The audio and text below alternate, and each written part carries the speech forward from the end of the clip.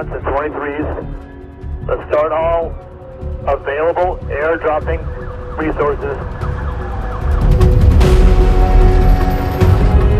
Listening to all the radio traffic between the fire and the sheriff's radio, we can tell that we were going into something that we had not been in before, with the amount of destruction that was happening and what we can hear on the radio, where blocks of city infrastructure being destroyed before our arrival. Metro from Command 51 and 52 on scene of the Palisades incident.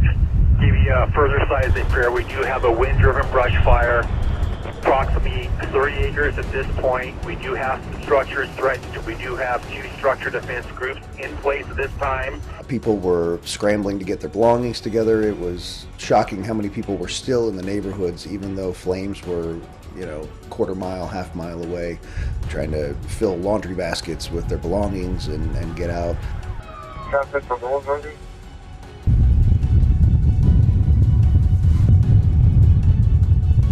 The scale of the fire was just so much larger, and the destruction that was happening was, it was very intense.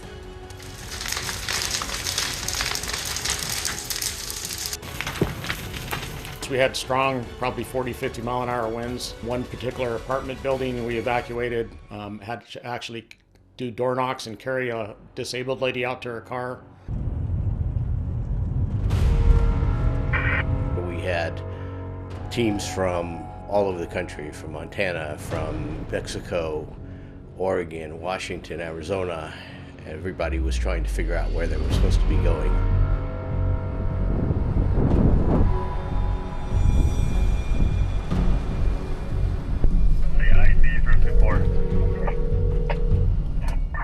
People coming out with burns on their body because they didn't evacuate soon enough, and the people coming out choking on the smoke because they didn't leave early.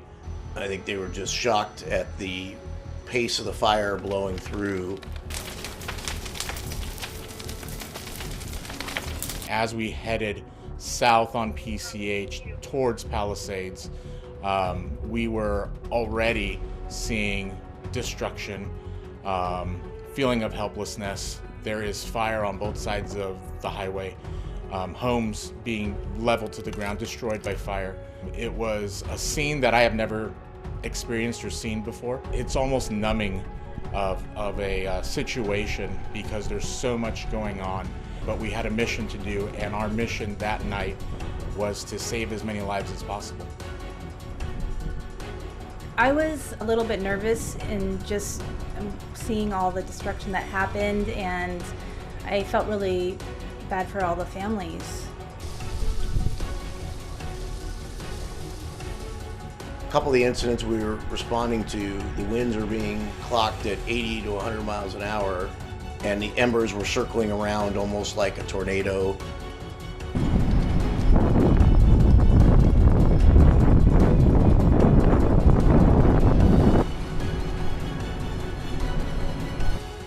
It was spreading incredibly fast. The number of acres was doubling and tripling incredibly fast.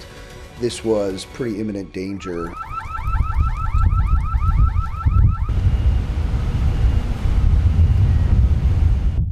We work as a very cohesive team, and we rely on each other to get us through the hard times. These fires have definitely been some of the hardest of times. Seeing the devastation, feeling the sense of helplessness, it can weigh you down. But that bright light afterwards is the communities coming together and being there for each other. Our teammates are there for each other as well. We can always lean on them. It's really hard to describe that feeling when you actually help someone and your team is there to support it. It's undescribable. It really is. I don't know words to put together to describe that feeling.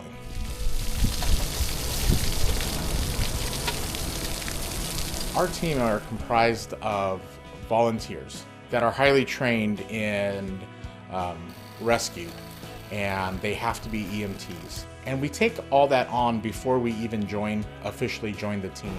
So there's a lot of commitment that the team members of the Santa Clarita Search and Rescue Team take on their own.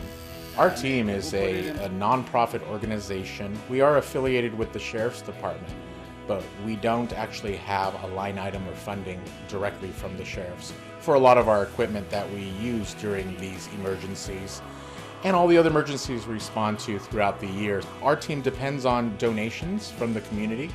As soon as that pager goes off and someone needs us, our team responds.